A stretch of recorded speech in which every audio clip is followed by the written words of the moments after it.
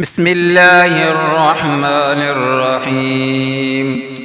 अस्सलामु अलैकुम वरहमतुल्लाहि वबरकातुह। हज़रत अबू बकर सिद्दीक़ रज़ियल्लाहु अन्हु ने फरमाया, मैंने रसूल सल्लल्लाहु अलैहि वसल्लम को ये फरमाते सुना कि पुल सिरात पर सिर्फ वही गुज़रेगा जिसको अली रज़ियल्लाहु अन्हु तहरीरी इजाज़त नामा देंगे।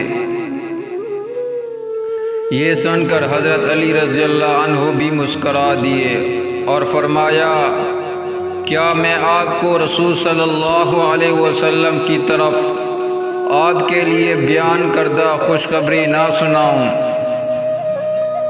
कि रसूल सल्लल्लाहु अलैहि वसल्लम ने इरशाद फरमाया, पुल सिरात से गुज़रने का तहरीरी इजाज़तनामा सिर्फ़ इसी को मिलेगा जो अबू बकर सिद्दीक़ रज़ियल्लाहु अन्हु से मोहब्बत करने वाला होगा।